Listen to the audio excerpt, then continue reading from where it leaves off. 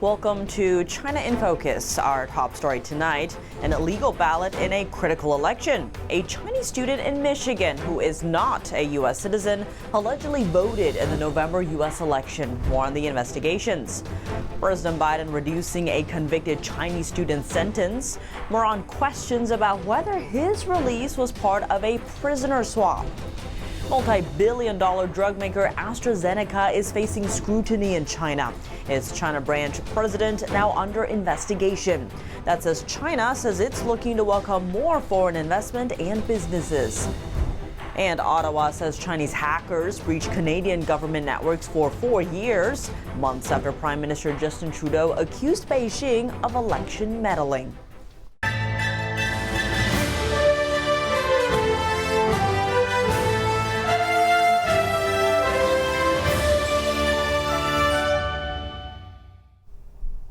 A Chinese student at the University of Michigan is being arrested and charged with illegal voting just 6 days before Election Day. The student allegedly used his student ID to register and voted in the U.S. presidential election on Sunday. Elections officials confirmed that the ballot cast will still be counted. NTD's Chris Bob has the details. The Michigan case involves a 19-year-old Chinese national, a student at the University of Michigan. He registered to vote on Sunday, signing a document vouching he was a U.S. citizen.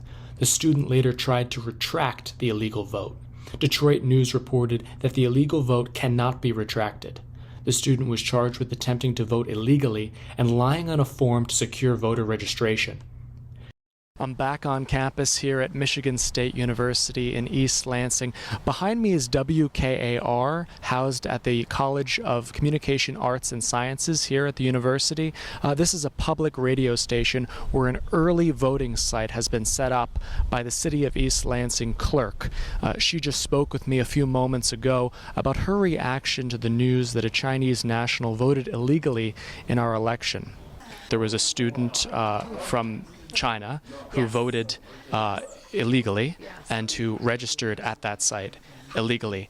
Do you have any concern that something like that could happen at this site? I want to step back and just say, the Ann Arbor City Clerk is a very dear friend of mine, and I reached out to her this morning. I think that what she did by immediately turning this matter over to law enforcement, by being very transparent about it, she did the right thing. In my experience, and I've got at least 30 elections under my belt, and I've been doing this since about 2011. That is very, very, very rare that a person will register to vote who is not a U.S. citizen.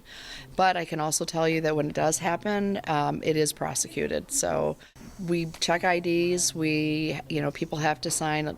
A voter registration is a legal document, which is why this person can be prosecuted, because they are attesting when they sign that voter registration that they are a U.S. citizen.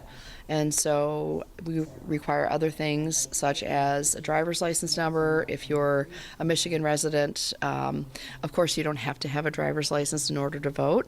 So the other requirement would be the last 4 digits of a social security number. So those elements are almost always present on a voter application. What was your initial reaction when you heard about that story? I was concerned about my friend because I know she does great work, and clerks are working very, very hard. It's kind of like you can, do your best job to lock the door, but once in a while somebody's going to be able to break in.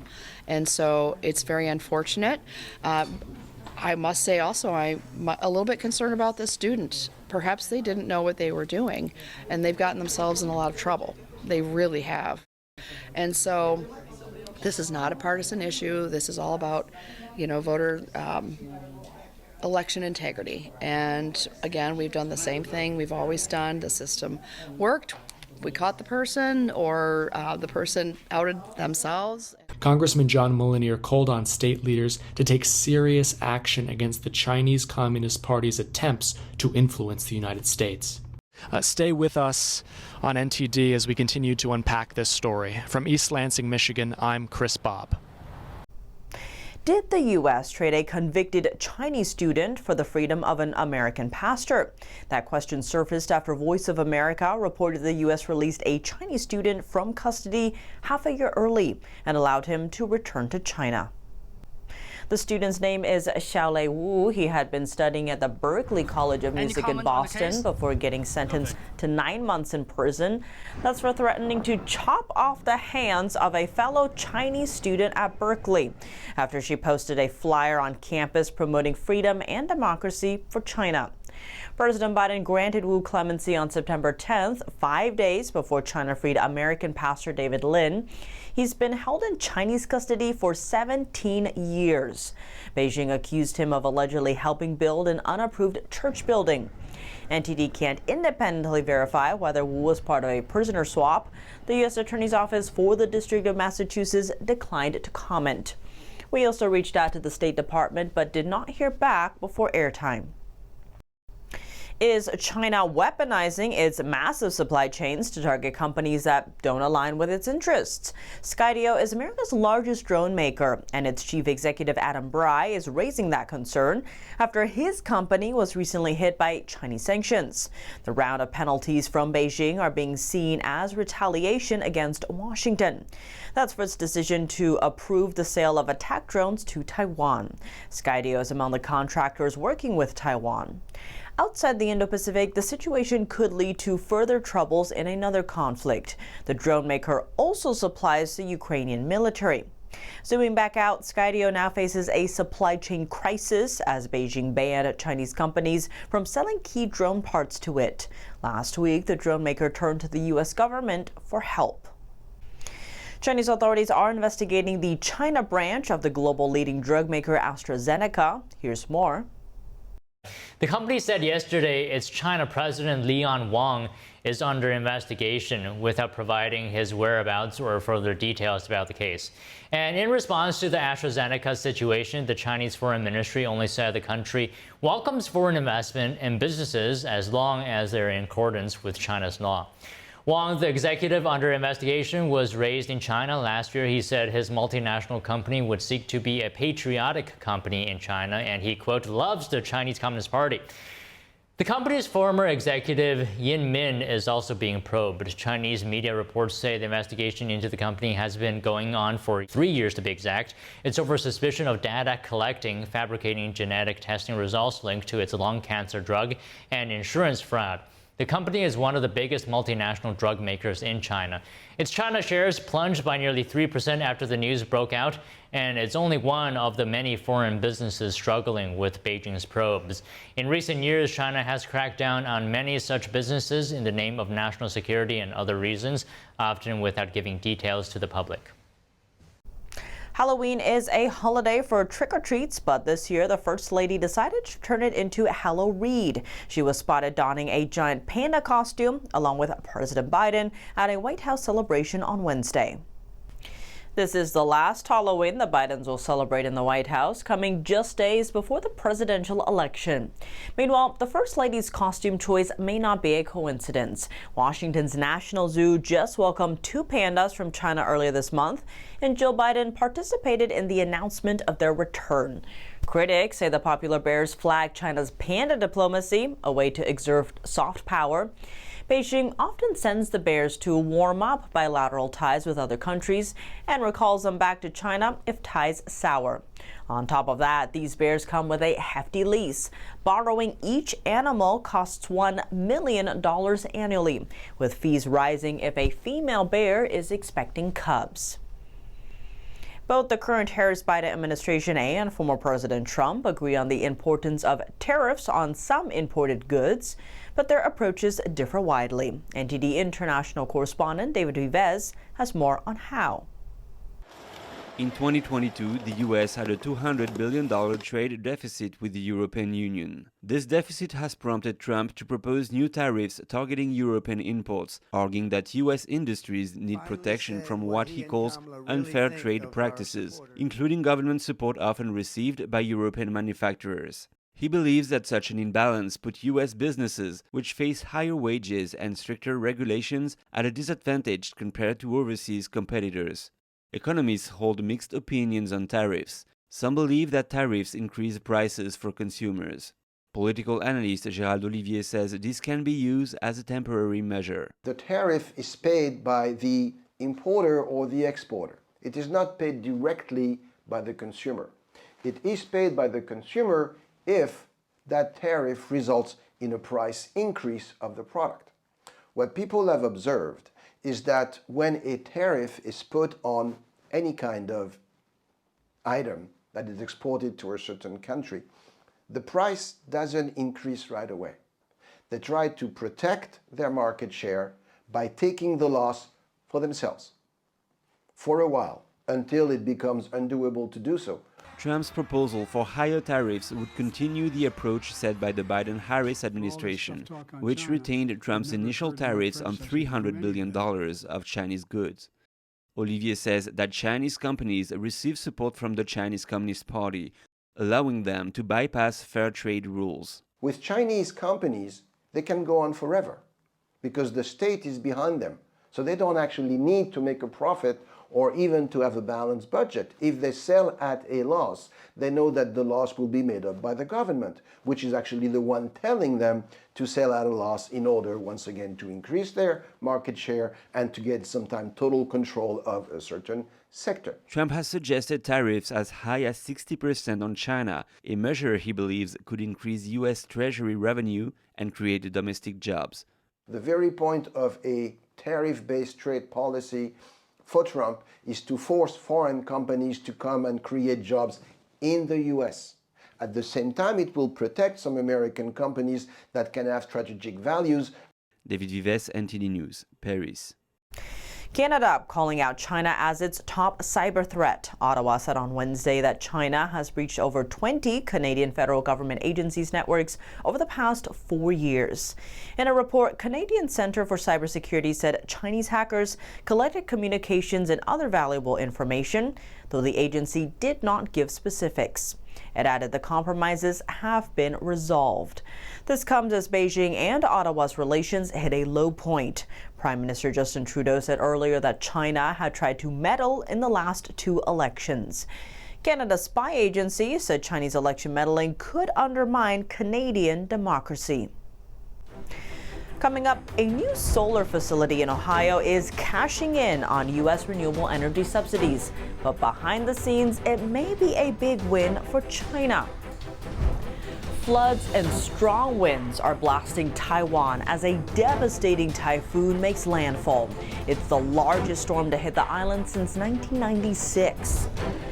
And is China's economy heading for a collapse? What reforms does the regime need to make to avoid a total collapse? We have expert insights. More on that after the break here on China in Focus. Welcome back to China in Focus. I'm Tiffany Meyer. A new solar facility in Ohio is reaping the benefits of the Inflation Reduction Act. Here's how. On the outside, it looks like an all-American win with new jobs and state-of-the-art solar panel production. But on the inside, it's a triumph for the U.S.'s main geopolitical rival, China. That's because the company Illuminate USA is majority-owned by Invenergy, an American firm, and minority-owned by LONGi Green Energy Technology, which is a Chinese solar giant. That means both firms are benefiting from millions in incentives and federal tax credits.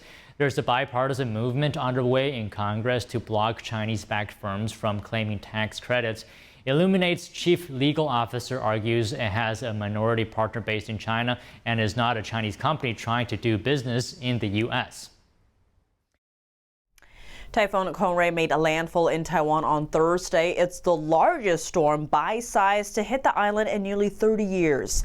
At least one person is dead, while authorities closed financial markets and hundreds of flights were canceled. NTD's Joy Chiu reports from Taiwan. Super Typhoon Kong-Rey made landfall on Taiwan's sparsely populated eastern coast, packing powerful winds around 150 miles per hour. The typhoon knocked out power to nearly 500,000 households. Parts of the island recorded 3 feet of rainfall within a day. Almost 10,000 people were evacuated from high-risk areas ahead of the storm. Kong-Rey is forecast to graze China along its eastern coast on Friday. China's financial hub Shanghai is preparing for the worst rains in decades. Taiwan is frequently hit by typhoons. The last one, Typhoon Typhoon, killed 4 people earlier this month. Reporting from Taiwan, Joy Chu, NTT News. EU tech regulators are launching an investigation into a Chinese shopping giant, e-retailer Temu. The inquiry will determine if the company violated EU rules on selling illegal products, and a guilty verdict could result in hefty fines. The investigation will also focus on Temu's potentially addictive design. This includes its game-like reward programs. It will also look at Temu's systems for recommending purchases to users. What's more, the EU tech enforcer will investigate if Temu allows researchers access to its public data as required. Treasury Secretary Janet Yellen and the IMF's chief economist highlighting China's current economic troubles. They recently said China's stimulus measures will not boost demand enough to absorb its excess production. To discuss how China's slowing economy is affecting the U.S. economy, NTD's Steve Lance sat down with Jeff Ferry, chief economist for the Coalition for a Prosperous America. Jeff Ferry, thank you so much for joining us again. Thank you, Steve. Good to be here. Of course, Jeff. So the International Monetary Fund Director, Kristalina Georgieva, forgive me if I'm pronouncing that incorrectly, said China's economic growth will slow even further than it already has. That is, unless the CCP restructures their own economy from focusing on exports to stimulating more domestic demand on the mainland. What kind of reforms do you think China will need to do to achieve a potential total collapse of their economy, which it appears as though they're heading toward? I think there's grave danger of a collapse of the Chinese economy. Or Japan grew incredibly rapidly in the 60s and 70s and 80s and sort of hit a brick wall around 1990 and languished in very slow growth for years after that. Now, China pursued the same model, which is export-led growth, and they seem to be hitting a brick wall, with growth falling. Well, they used to talk about growth of 6% a year, then it was 5%. Now we're looking at 4.5%, which is not enough for the scale of their economy. They've got a $16 trillion economy with 1 billion people. And the problem is that the savings rate is far too high.